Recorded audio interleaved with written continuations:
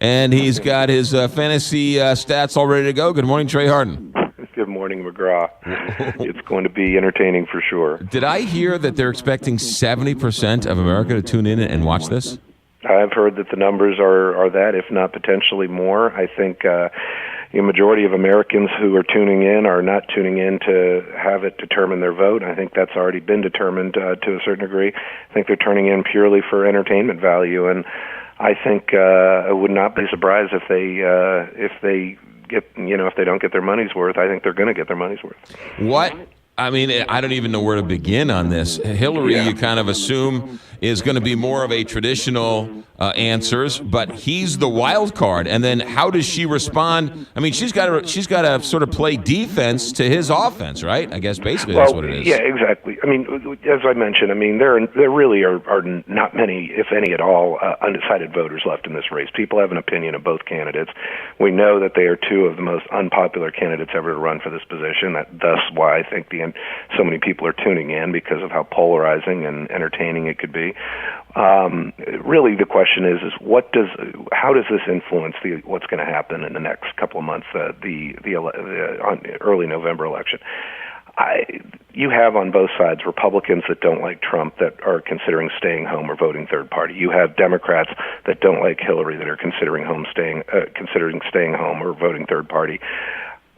What do they get out of the debates tonight that gives them that comfort level to go to the polls and at least hold their nose and vote for their candidate? And I don't know what that is going to be, because we don't know which Hillary and which Trump we're going to get.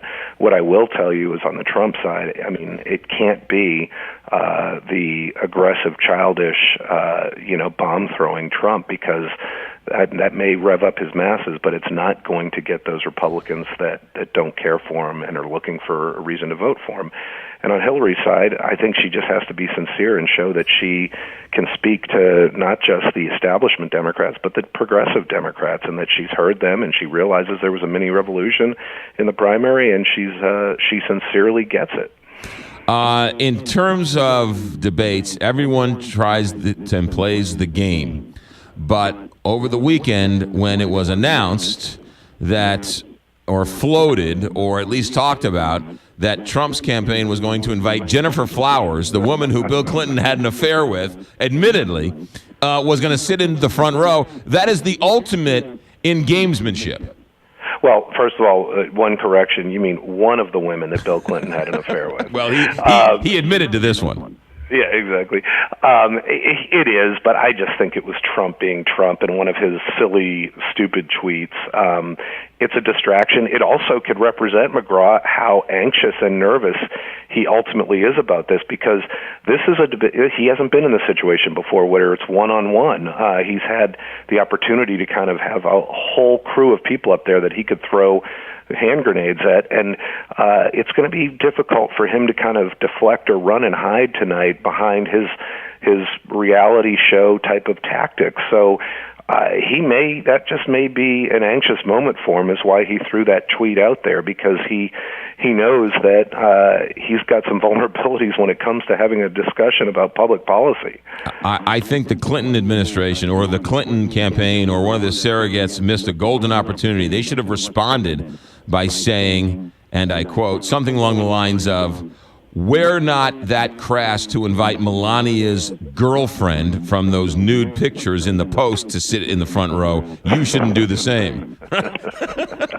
Again, and the fact that we're even talking about this shows the entertainment value. It's truly going to be an unprecedented evening, in my opinion. But again, I go back to how is this going to ultimately influence the election? And I think that there's a lot of Republican voters and Democrat voters that will be tuning in tonight, because they're going to be looking for something that the candidate can give them to make them go vote. Trey Harden, ABC News Political Analyst. Have a good week. Thanks. You too. Bye-bye. 6:56, Big 5.